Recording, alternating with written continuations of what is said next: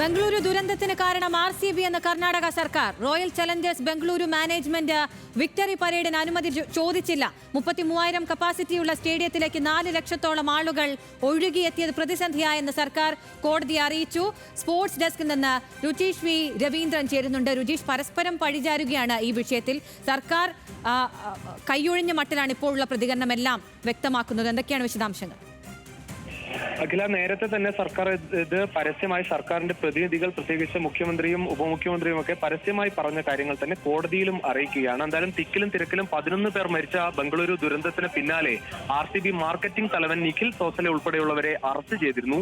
ഈ കേസ് റദ്ദാക്കണമെന്ന് ആവശ്യപ്പെട്ട് നൽകിയ ഹർജി പരിഗണിക്കവെയാണ് കർണാടക സർക്കാരിന് വേണ്ടി ഹാജരായ advocate general Sasikiran Shetty RCB മാനേജ്മെന്റിനെതിരെ നിലപാട് കോടതിയെ അറിയിച്ചത്. ദുരന്തത്തിലേക്ക് വഴിവെച്ചത് RCB ടീമിന്റെ തീരുമാനങ്ങളാണെന്ന് കർണാടക സർക്കാരിന്റെ നിലപാട്. വെറും 33,000 ആളുകളെ മാത്രം ഉൾക്കൊള്ളാവുന്ന സ്റ്റേഡിയത്തിലേക്ക് 2 ദിവസം തുടർച്ചയായി സാമൂഹ്യ മാധ്യമങ്ങളിലൂടെ ആരാധകരെ ക്ഷണിച്ചതാണ് ദുരന്തത്തിന് വഴിവെച്ചത്. സർക്കാരിനോട് വിക്ടറി പരേഡിന് അനുമതി ചോദിച്ചില്ല എന്നും അഡ്വക്കേറ്റ് ജനറൽ കോടതിയെ അറിയിച്ചു. മെയ് 29-ന് ക്വാളിഫയർ മത്സരം കഴിഞ്ഞപ്പോൾ തന്നെ RCB ഫൈനൽ ഉറപ്പിച്ചിരുന്നു. എന്നാൽ അന്ന് വിക്ടറി പരേഡിന്റെ കാര്യമൊന്നും സർക്കാരിന് അറിയിച്ചില്ല എന്ന് മാത്രമല്ല, അനുമതിയും ചോദിച്ചില്ല. പിന്നീട് ജൂൺ 3-ന് ഫൈനൽ നടക്കുന്നതിന് 1 മണിക്കൂർ മുമ്പ് മാത്രമാണ് വിക്ടറി പരേഡിന്റെ കാര്യം കർണാടക ക്രിക്കറ്റ് അസോസിയേഷൻ വഴി ഈ സർക്കാരിനെ അറിയിക്കുന്നത്.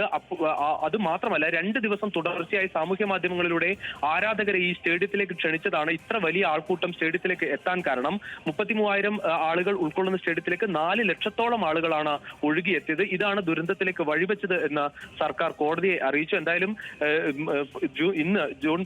ഇന്നലെ സമർപ്പിക്കേണ്ട റിപ്പോർട്ട് സർക്കാർ സമർപ്പിച്ചിട്ടുണ്ട്. അത് സീൽ ചെയ്ത കവർ ആയാണ് ഈ ദുരന്തം സംബന്ധിച്ച കാര്യങ്ങൾ സർക്കാർ ഇപ്പോൾ കോടതിയെ അറിയിച്ചിരിക്കുന്നത്. അതോടൊപ്പം ഇന്ന് വാദം നടക്കവെയാണ് ഈ RCB മാനേജ്മെന്റിനെതിരെ നിലപാട് ഇപ്പോൾ സർക്കാർ അറിയിക്കുന്നത്. അഖില, ശരി. ബംഗളൂരു ദുരന്തത്തിന് കാരണം RCB എന്ന് കർണാടക സർക്കാർ കോടതിയെ അറിയിച്ചിരിക്കുകയാണ്.